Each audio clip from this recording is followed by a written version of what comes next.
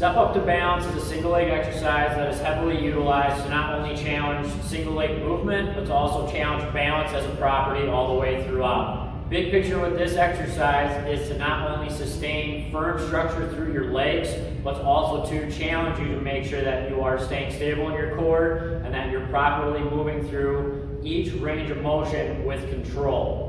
First off, to start with any step up that you will do, big thing is optimizing the box height that you will need.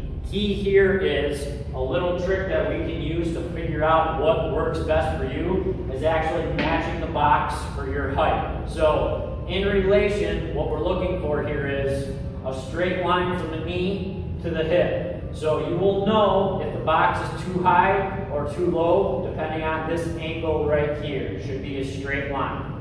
As far as the step up to balance exercise, once you have your box optimized, we want to make sure that we go through each cue as well as we can, okay? On this one in particular, you're going to set up as if you were in a sprint. Your foot's going to be already landlocked to the top of the box and firm all the way through. Once you go into this exercise, you will notice a significant shift in your own hips.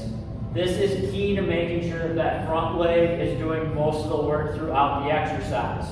Once you engage, you're going to pull yourself up to full hip extension with that front leg and drive the opposite knee up. As you go through, engage, drive, and height all the way through it to squeeze your glute. As you come off the box, repeat the steps as if you were going the other direction. You will notice that when I complete the movement and come through, I'm actually sitting in my back hip, okay? This exercise is difficult enough without the high knee. If you would like to make this exercise harder, adding a dumbbell or a kettlebell can suffice.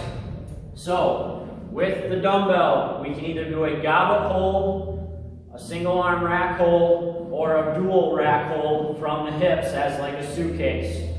So, if we were to go suitcase form, weights are at the sides.